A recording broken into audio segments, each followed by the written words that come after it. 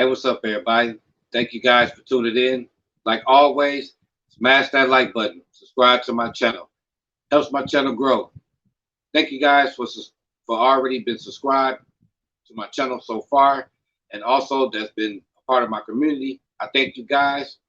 Uh, Also, make sure you become a member.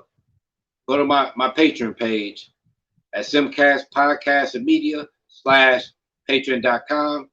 Uh, Different perks over there for you guys, a lot of rewards, some tiers for you guys to choose from.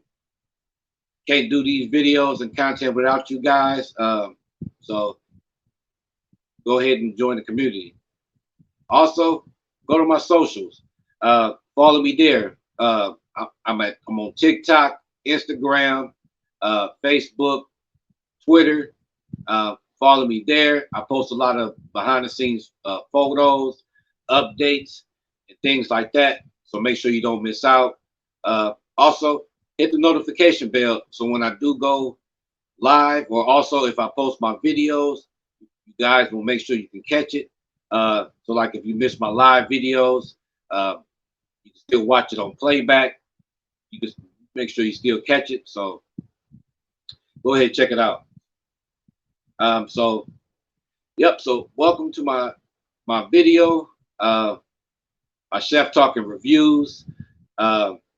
This video, I will be reviewing the Flash movie, Worlds Collide.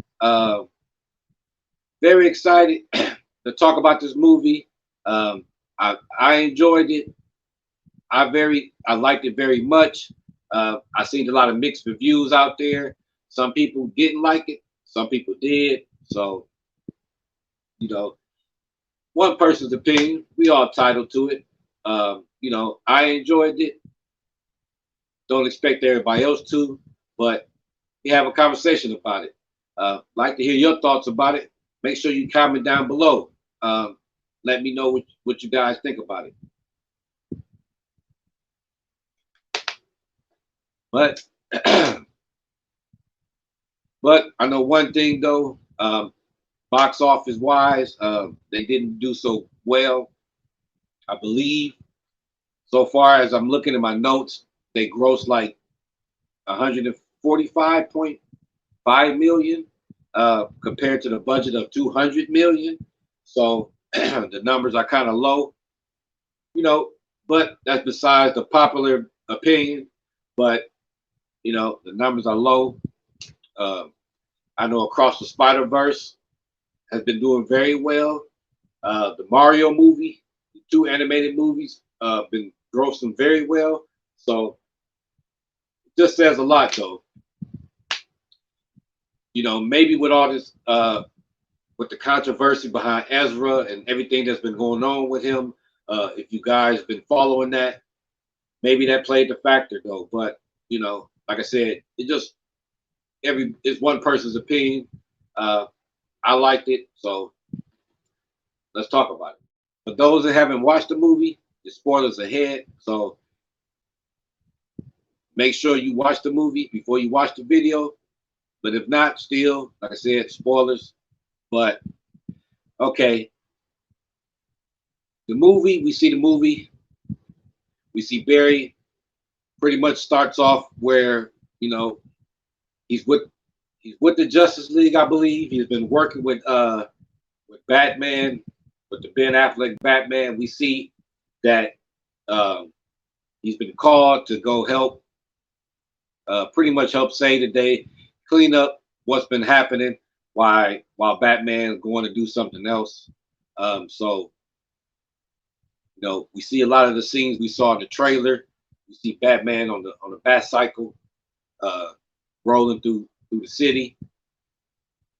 We see Barry. We see him in his new costume. So a lot going on in the intro. Starting. We see that his father's in prison, so he's trying to still go to court and still trying to fight his innocence. So we see a lot of that. We see that we kind of see how his powers work. That he kind of can't use his speed without eating, without fueling his body, or he like burned too much energy. As we see in the watch that he was wearing, and that he was constantly trying to eat stuff. At the little funny scene we saw that he was trying to eat um, the little bar or the candy bar from the little girl. So you know, but we already saw he was trying to eat something while he was at the not the restaurant, but like the little cafe when he was placing that order. Then he didn't get a chance to eat because he got called to duty in the first place. So uh, he had to leave abruptly. So so we see the scene where looks like in the baby ward where the babies are born and everything in the nursery. Uh, that building is catching fire. We see the scene where he had to go save all the babies. Um, as we know, he could pretty much couldn't push the babies or too much rapid movement, or they kind of would have thrown up, or he would have pretty much put damage to them. So we see he did a lot of creative things, and trying to save everybody. He's throwing bedpans. We see he put the baby in the microwave, put him on a stretcher. He's running around, taking them out of the air, grabbing everybody, saving them before the building implodes. So cool VFX. I enjoyed this scene. I see that his speed works different than Quicksilver's in the X-Men movie. That Quicksilver, he was able to take everybody and run them out, where the Flash, he actually had to kind of figure out, do different creative things in order not to hurt him the way he moves. So we got that scene. Some people I see in the comments and social media, they didn't like the baby scene, to see that all the babies flying around like that and then in the microwave. But like I say, the microwave was heat proof, so it saved the baby that way. So he got to save. Move on. Move the story on. We see that he still, like I said, still fighting his dad's innocence. We see flashbacks of his childhood. Pretty much, like I said, trailer scenes. We all know the story that father went to jail, been accused of killing his mom.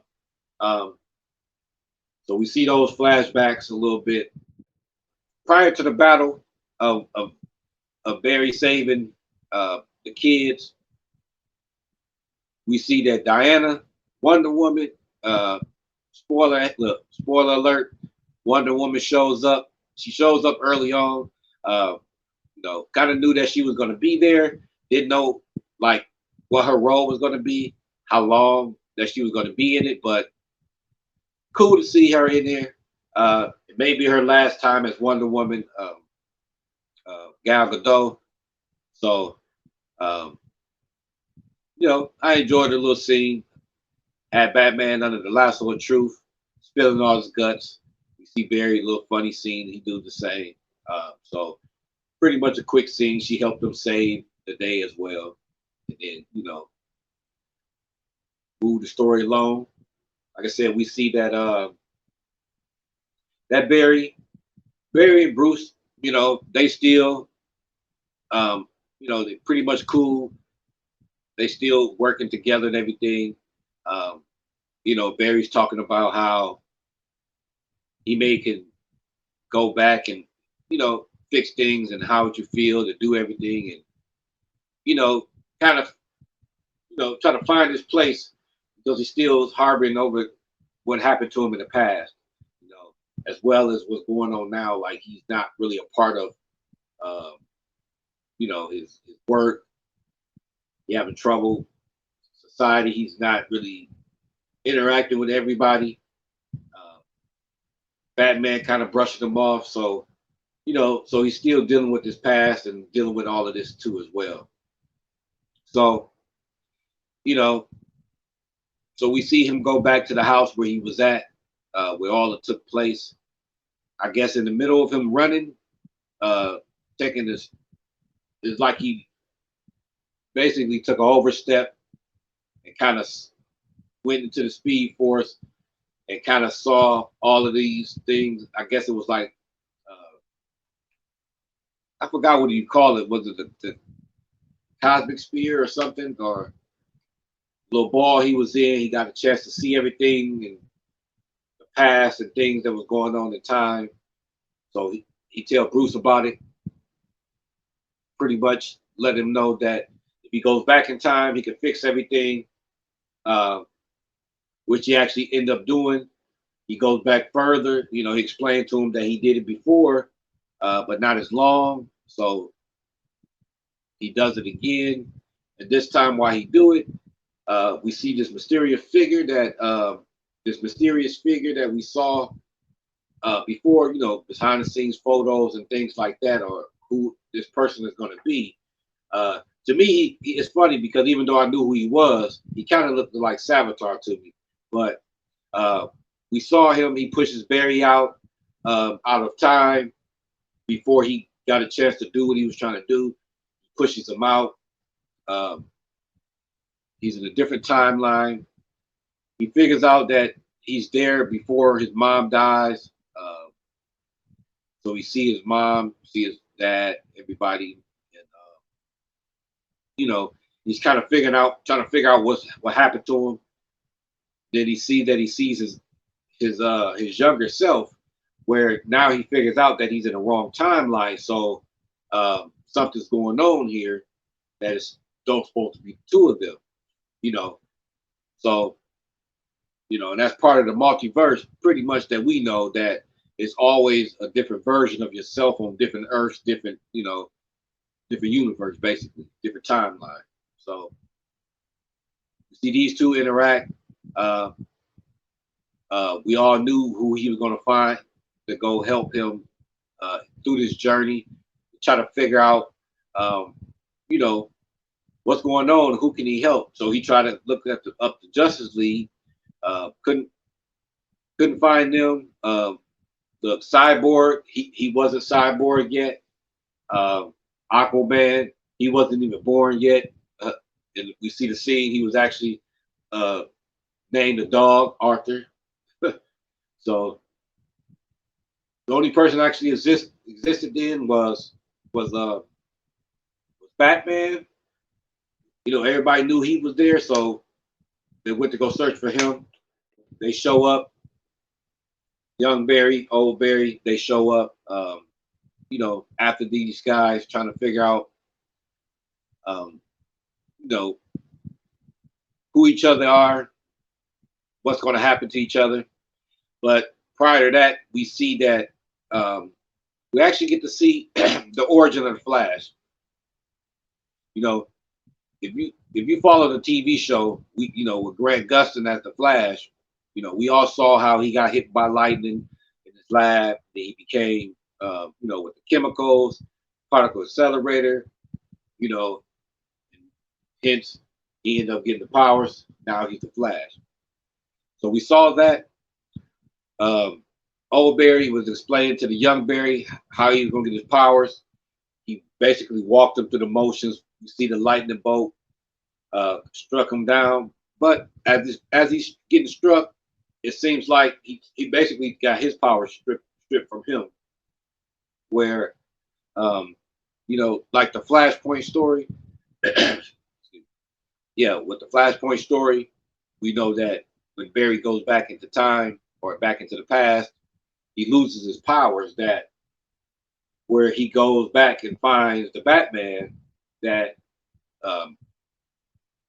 is actually Thomas Wayne, where he helps him get his powers back. So, like I said before, now we see them going to the manor trying to find Batman, but couldn't be nowhere to be found. But as they there, they see somebody else been living there, some old person, old man, where in fact we get the scene, the big reveal, the Michael Keaton Batman. I was excited about that because I'm always a fan of that Tim Burton's Batman Returns. I always loved Michael Keaton as this role. love those movies. Don't get me wrong. I enjoyed the other movies as well, but it's nothing like the OG uh, 80s Batman, which like solidified the Batman going forward. So shout out Michael Keaton. But you see the reveal, Michael Keaton explained to the Flash who he is. They figure out, okay, different timeline because this is a different Batman. This is a different version. So you see Michael Keaton pretty much explains to him what the multiverse is and the different timelines, how that it's not linear, that how things can happen here, that it could change in a different path where now it's a different timeline. Now this timeline exists and this timeline exists. So the multiverse. And if you keep on messing around, like you said, you have a hot mess, which we see that later. But, moving on, we saw the Batcave. I liked that. I see they had the Batmobile down there. It kind of looked, the Batcave looked almost comic book accurate. He was only missing the penny. That's all you in the dinosaur that we all know usually be in the Batcave. So that's what it set everything off. As we see the young Barry and the old Barry, as they're talking, they're having their moments where, the older Barry feels that, why he has his powers now, and the young Barry pretty much got his mother that he's been taking everything for granted. Even though that their mother really dies, he doesn't feel that pain. Just like he's been taking everything for granted. And they had that little discussion about it, a little argument at first, but in the end they had their understanding. And as that happening, we get the scene, the big reveal, the trailer moment where Batman, he finally suits up. We see Bruce Wayne, he's sitting there thinking about it. Now we see like he goes to a vault, uses his eye recognition. We see the closet of bat suits. That was a cool scene. Love that. So then when he basically made his interest and let them know I'm Batman, that he's going to help him. We see the bat wing come down. Very cool scene. I love it. As a fan of, like I said, the 80s movies, we saw all of that stuff introduced, with the gadgets and everything about Batman. I love it. It did well. So now, like I said, they were searching for all of the Justice League, so they figured they could find other people. They found Batman, so Barry figured that he could find Superman. So Batman helped him find out that he's been held in Russia. We find out that it's not Superman, but it's actually another Kryptonian that's a woman, pretty much Supergirl. That is her. That it was kind of like comic accurate where her pa did actually get lost. That's why she's younger than Superman. That her pa got lost on her way to Earth. That she was in suspended animation a little bit where she didn't age. And Superman grew up. So that's kind of what happened with her. But as we see, since the timeline changed and Zod is actually there, that the events had changed, that he actually killed Superman and that the infant never made it to Earth. So the whole timeline is whole different now. Now the world is at a disarray because of what's going on, because Barry had went back and changed things. And we see that like I said, by one little thing, by changing one little event, that it changes the whole timeline. So, like I said, we see the big battle scene. We see Supergirl fighting everybody. We see the Bruce Wayne or the Michael Keaton Batman. We get his cool fight scene. Always love to see his action. Um, pretty pretty cool to see him in his role. I love it. So we got to see this all-out battle of everybody with Zod and Supergirl, uh, you know, things like that. So then we find out that Supergirl is the one that actually holds the codex, like in Man of Steel, where it was Superman that holds the key to Krypton's resurrection, basically, where it's Supergirl who has it. We see that she dies. Then we see a moment where Batman dies. So not liking how that all played out, the young Barry figured that they can go change it. He went back once, changed it, but it still happened again. He keeps going back and forth, back and forth, back and forth, thinking that he can change it. But we all know that sometimes things are a fixed point, that basically you can't avoid the inevitable. That's what's going to happen in that timeline is destined for that Batman and that version of Supergirl to die. So we keep seeing this young Barry now. They inside this, like I said, this time sphere or whatever this you can call it, where you can see all of the past, present, and everything. Now we see that the worlds are actually colliding, or the universes, where he keeps trying to change the future, where he's messing it up.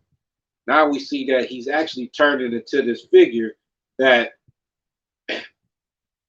actually pushes the old the old Barry into that timeline, where now we see this figure. Now it's revealed that it was really him, the young Barry. So big reveal, he's the Dark Flash, basically. So we see him and how he was created. He's been waiting for that Barry to come there so he can pretty much take over. He wasn't successful. That young Barry sacrificed himself by killing himself, got rid of the other one. So that was messed up right there. But then now we see that the worlds are actually colliding with everything that happened. So time is fractured. Everything is combining. So we see now Barry has to change everything, go back, fix everything. We see the cool part, the cool scene. We see this montage of like the past superheroes and everything that happened. We see the Justice League present. We see some footage from the old, the Justice League movie, some of the Snyder movie. We saw the Christopher Reeve Superman. We seen the Helen Slater Supergirl. We saw the George Reeve Superman in the CGI, the CGI field, like a Hall of Fame kind of thing. Then we actually get to see the Nicolas Cage Superman. You see he's battling the Spider-Man. If you guys don't know, he was supposed to be a Superman or play Superman in a movie before. I believe Kevin Smith was supposed to write it or direct it. He's supposed to have been Nicolas Cage's request was he had to fight a big spider. So as we see, he actually does now. And then also, look, some good news for Nicolas Cage that will be gracing the cover of DC. He will have his own comic cover for the Superman or Batman Superman comic coming up. I did a video about it. Go ahead and check it out. But look forward to that. Very excited about that. You see that now that Barry, he has to put time back together. He actually have to go back in time and fix what he did. Now, instead of helping his mom with that can of tomatoes, that little thing that changed everything.